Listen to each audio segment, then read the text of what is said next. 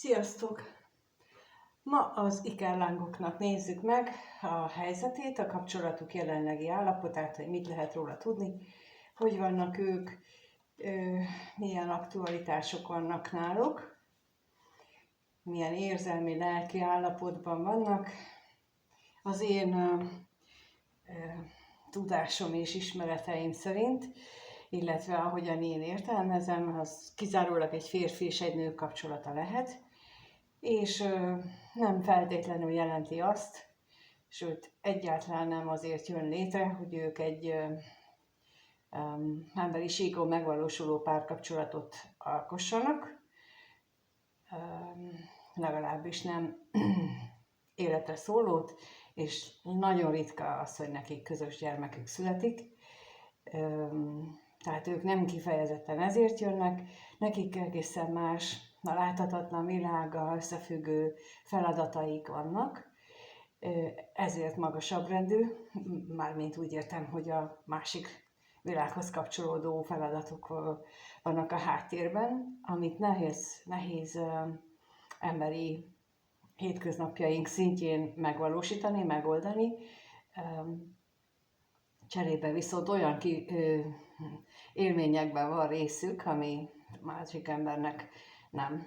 Tehát, hogy így egyenlítődik ki a mérleg az ő esetükben. No, és én így értelmezem az ikerláng kapcsolódást, ahol, mint mondtam, nem feltétel az, hogy ők most egy párkapcsolatot alkossanak, viszont hatalmas közöttük a vonzás, hatalmas közöttük az energia, áramlás oda-vissza, ha találkoznak, ha nem. De most megnézzük, hogy egyébként meg mi az, amivel ők most éppen szembenéznek, úgyhogy a kérdés az, hogy mit tudhatunk meg arról a ikerláng kapcsolódás jelenlegi állapotáról, mi ez, hogy vannak ők, hogyan van az ő kapcsolatuk.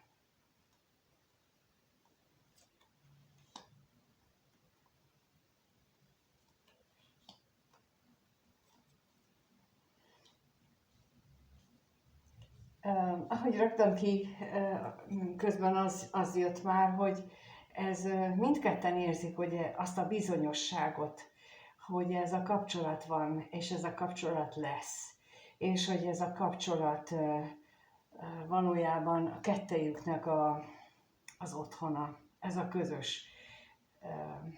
közös otthon, ez a kapcsolat az, ami számukra megtestesíti az otthont, az otthon érzetét, inkább így mondom, nem a fizikai otthont, hanem ahol úgy érzik magukat, hogy hazaértem, hogy itt jó lenni, hogy itt ami mellette, a másik mellett megél, az maga a csoda, és láthatóan mindketten vágynak arra, vagy gondolkodnak arra, hogy vagy a következő találkozásra, vagy amikor ők először találkoztak, tulajdonképpen ez a találkozás pillanata, ez bevésődik életeken át, olyan módon bevésődik, hogy életeken át bevésődik, és amikor újra és újra összefutnak, mondjuk így, akkor ez az első, a leges-leges-leges-legelső találkozás élménye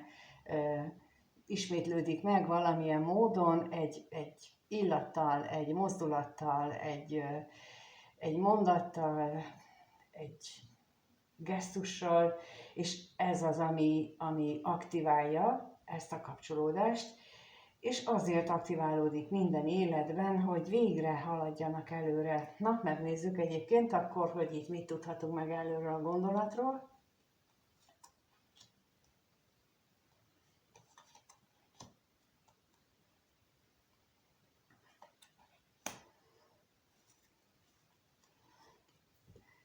Én azt gondolom, ha itt a férfiról van szó, akkor az ő fejében az van, hogy hatalmas, elmondhatatlan szerelmet érez, érzéseket élnek a társával kapcsolatban, de szerintem bármelyikük, tehát vice versa, mind a kettőjükre igaz ez, mind a ketten ezt élik meg. És ez biztos. Tehát aki úgymond tudja, hogy neki valami ilyen rendkívüli kapcsolódása van, az megnyugodhat, mert a másik ugyanezt éli át, amit ő, és ugyanúgy nem tudja hova tenni a megtapasztalásait, viszont annyi előnye van, aki itt van, és hallgatja most ezt a videót, hogy ő legalább értesül arról, hogy bizony, ez nem csak úgy van, ez nem csak olyan véletlen, nem csak beképzelés, hanem ez így van. Na, még megnézzük ezt a látogatást, hogy mi ez a látogatás.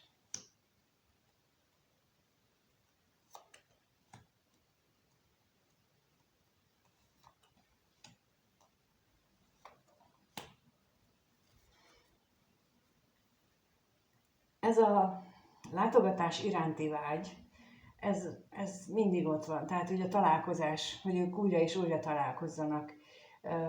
Pontosan azért, amit az előbb mondtam, hogy egymás mellett élik meg az otthon érzetét. És ehhez nem kell nem a lakásról van szó, hanem az, hogy ők bárhol vannak ők, és egymás közelébe kerülnek, vagy ha csak beszélnek,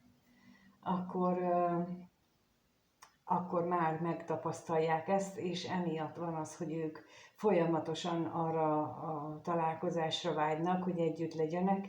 Bár néha meg lehet, hogy akadályok, vagy az, hogy kommunikációs akadályok vannak, tehát hogy nem nagyon tudnak egymással beszélni, úgy beszélni, hogy ne húzzák fel egymást, ne dühítsék fel a másikat, vagy ne idegesítsék fel. Na hát pontosan ez a lényeg lenne, ez az, amit meg kellene emberi szinten tanulniuk, ezért találkoznak, hogy ezeket a nehézségeket ezt ledolgozzák, és csak amikor beszélnek, vagy találkoznak, akkor mindig a harmonikus kapcsolódást éljék meg, és akkor minél többször történik meg így a találkozás, lehetőleg egy inkarnáción belül, annál simábbá, annál jobbá váljon a kettejük között a kommunikáció, az érintkezés, és még akkor is, hogyha 3-as kapcsolatról van szó, mert nagyon gyakran benne van a dologban, az is, akkor is olyan tényleg magától értetődőnek tűnjön egymás mellett minden. És bizony a problémát általában az jelenti, hogy a kevésbé fejlett fél, aki rendszerint általában, és akkor itt megint azt mondom, hogy általában, a férfinak felelősségvállalási nehézségei vannak. És ez azt szokta jelenteni, hogy úgy viselkedik, mint egy suhanc, mint egy fiatal gyerek, aki nem tud az érzelmeiért felelősséget vállalni, ezért menekül az érzések elől például. Nagyon sokszor olyan családi mintát kapott, ami pontosan erre akarta volna rávinni, aztán utána olyan társat, aki ezt a sebeit ütögette, hogy hát ha magához tér már, és itt az ikerlángtársnak ezekről a dolgokról, hogy mi a másiknak a feladata, és ő hogyan segíthetne, hát ez lenne a dolga, hogy így segítse a másikat, és akikkel így ezen dolgozunk, ott láthatóan hosszabb, rövidebb ilyen ráfutási idő után elkezdenek ilyen csodamódra változni a kapcsolatok, és az egész élet megélése is. Úgyhogy itt az látszik, hogy így általános állapot leírás láttunk most. Na, megnézzük akkor egyébként, hogy ők mit gondolnak egymásról, hogyan gondol egymásról az ikerláng pár. Kettőt kérnék szépen, és akkor először, hogy a férfi ikerláng hogyan gondol a női társára. Férfi ikerláng mit gondol a nőről. és a nő a férfiről. Hát a férfinál úgy látom, hogy ő egy hosszú távú titkos kapcsolatban gondolkodik, vagy pedig, ha neki van a meglévő kapcsolata, házassága mondjuk, vagy tartós kapcsolata, akkor annak a hátrahagyásában. Na de megnézzük, hogy akkor mit jelent itt a házasság, mit tudhatunk meg róla.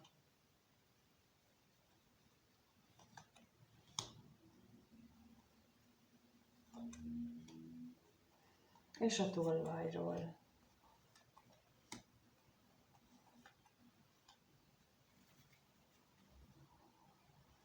Ez inkább az első variációról szól, tehát, hogy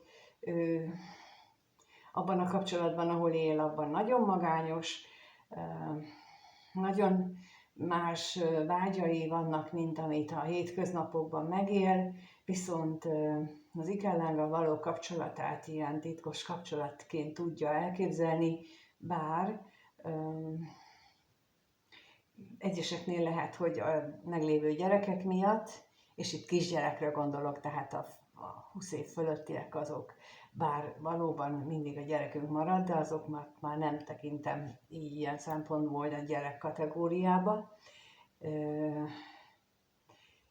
Mégis itt azt mutatja, hogy ha az van, akkor amiatt érzi úgy, hogy titokban kell lenni, ha nem, akkor pedig egy új kapcsolatról nem tudja elképzelni, hogy ezt hogy lehetne megoldani, tehát hogy a kettejük kapcsolatát hogy lehetne új kapcsolatként, vagy elkötelezett kapcsolatként megélni, és akkor emiatt van benne az, hogy akkor legyen hármas kapcsolódás.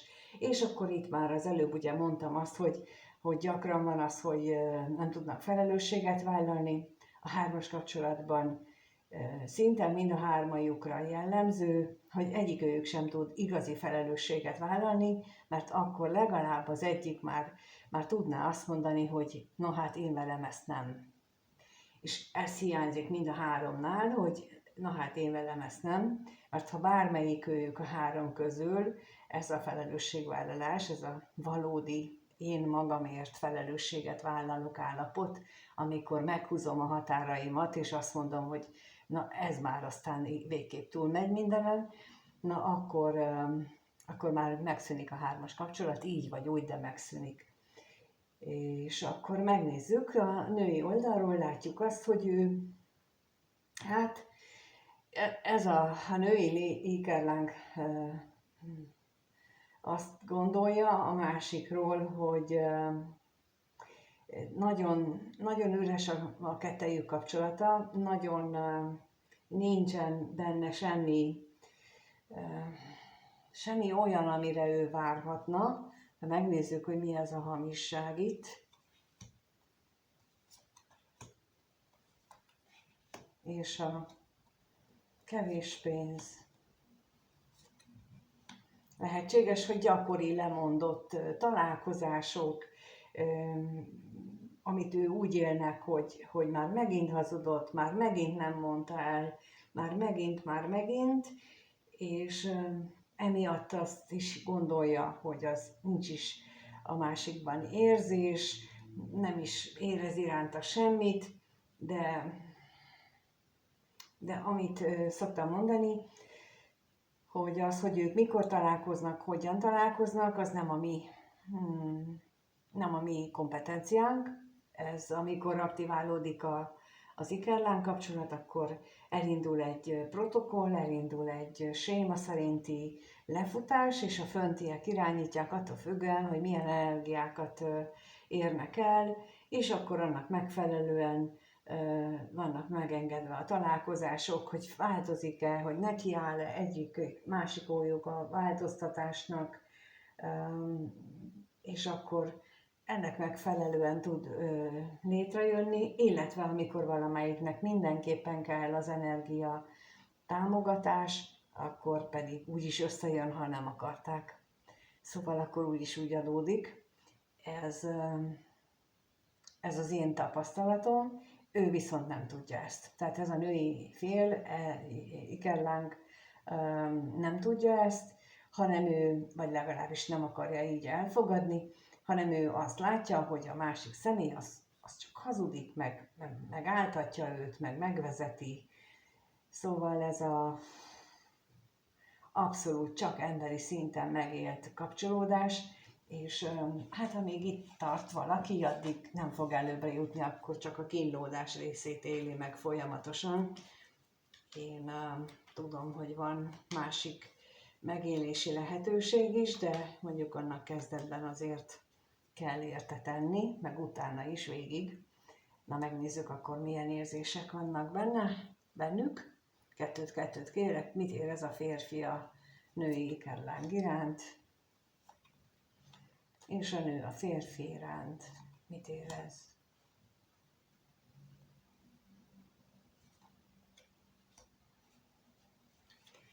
Hát a férfi, mint ahogy mondtam az elején, hogy mind a ketten ilyen otthon hazaértem érzést élik meg, és itt az ajándékkal még azt is látom, vagy azt is érzékelem, hogy ő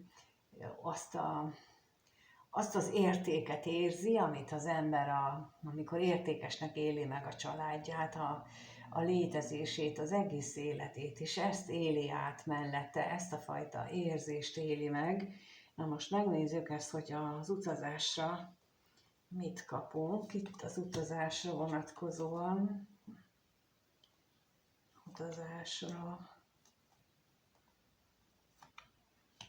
És az ajándék.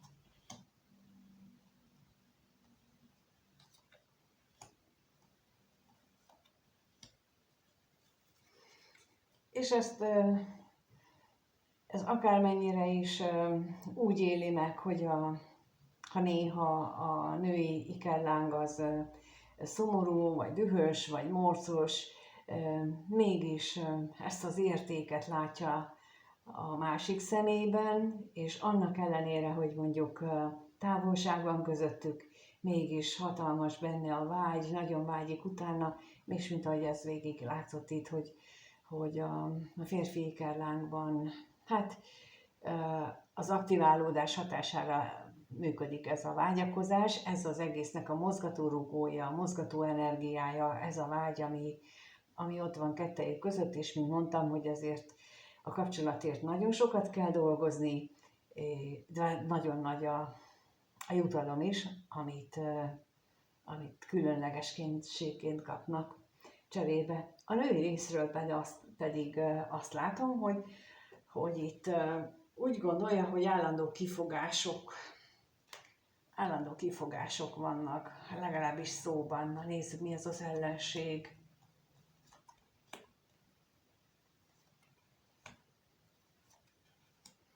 És az üzenet.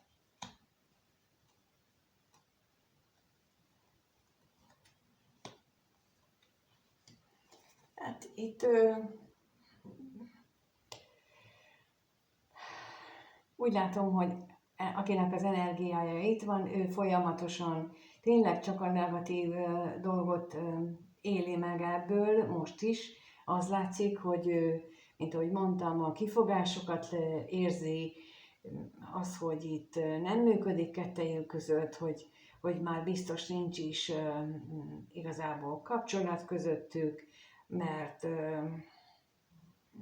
meg a megújulásra sincsen remény, tehát, hogy itt én azt látom, hogy ő nem érzékeli ennek a kapcsolatnak a szépségét, vagy azt, ami benne van, azt a pluszt, amit nem lehet szavakkal kifejezni, ez csak azt tudja, aki megéli. Úgyhogy, de ezen nem lehet másképp túllendülni, csak akkor, ha nekiáll önmunkának, és tudom, hogy mindenhol ezt halljátok, és tudom, hogy rengetegen foglalkoznak vele, és tudom, hogy a nagy része mind hatástalan, mert ehhez muszáj, hogy ti dolgozzatok magatokkal. Ezt nem tudja más helyettetek megoldani, én is csak abban tudok segíteni, hogy csináld, és ha valami történik, akkor az jó, vagy csinál tovább, vagy így módosítsál rajta, tehát hogy ez, az önmunka, ez erről szól, és az önmunkának az eredménye az, hogy boldogabbak lesztek. Mindenki. Ez garantált, hogy boldogabbak lesztek, a kapcsolat is.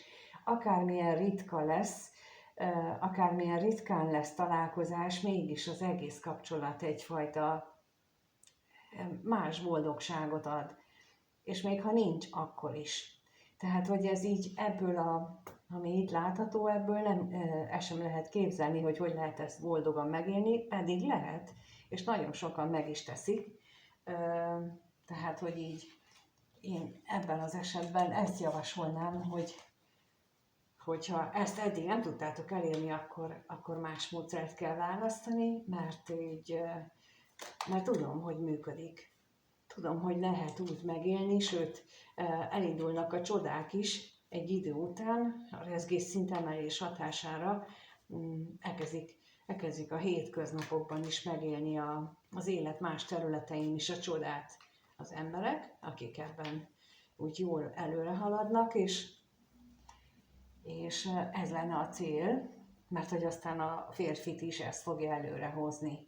Ha ti nők vagytok, vagy ha férfiak vagytok, akkor rátok ugyanígy érvényes, csak azért mondom, hogy 95-6%-ban a nők azok, akik fejlettebbek, nem kiváltságosak, csak egyszerűen az evolúciós feladatok és előző inkarnációk miatt alakultak így ezek a dolgok. Erről tudunk majd beszélgetünk, akit érdekel a dolog. És most megnézzük, hogy hogyan alakul a következő 1-2 hétben a kapcsolatuk. Lesz-e itt elmozdulás erről a jelenlegi helyzetből? Lássuk, hogy mire számíthatnak ők. Következő 1-2 hétben.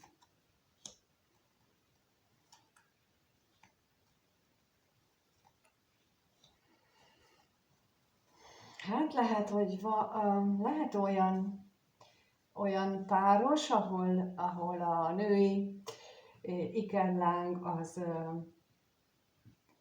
állandóan meg szeretne beszélni dolgokat a férfival, de ő nem áll ezen a szinten, hogy ilyen dolgokról tudjon beszélni, tehát ezt nem tudjátok vele megbeszélni soha. Már úgy értem, a soha a jelenlegi állapotban, sokkal-sokkal később, tehát neki sokat kell fejlődni ahhoz, hogy ezeket a dolgokat, amiről most beszélek, vagy amiket majd csinálunk, azt ők megértsék. Nekik nagyon más a feladatuk, nagyon más a feladatuk, nagyon más a teendőjük, mint a női félnek, és nem tudtok vele beszélni sem. És itt úgy látom, hogy erre lesz kísérletéve, hogy majd vele megbeszélem, meg majd hogy elmondom neki, de nem fogja érteni. Tiszta zizinek gondolja a másikat, hogyha ilyenekről beszél.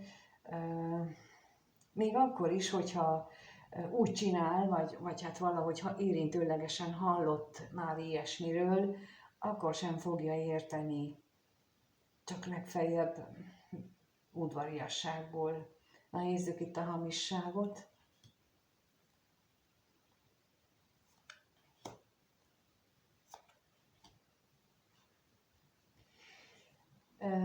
Az is lehet, hogy itt a kommunikáció valamiféle vállásról vagy lezárásról fog majd szólni, vagy szeretni valamelyik őjük, hogy erről szóljon.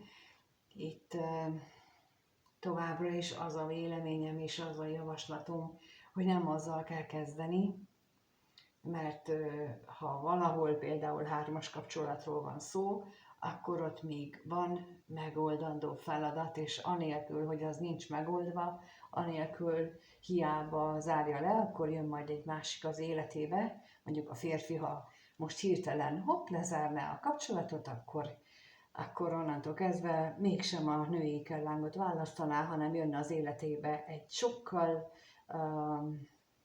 fiatalabb, szebb, temperamentumosabb, aki pillanatok alatt elviszi az óra elől, és egyszerűen nem érti, hogy hogyan, azért, mert neki még dolga van. Tehát ahol ez történt, az azért történt így, mert nem veletek van még dolga. Még nem vagytok, nem értétek el azt a szintet egymással, hogy ti kapcsolódhassatok. Neki kell még máshonnan más pofon, és ezt meg kell érteni. Hát igen, tulajdonképpen, hogy így működik az élet. Na, megnézzük az özvegyasszonyt, hogy ő mit csinál a következő 1-2 hétben.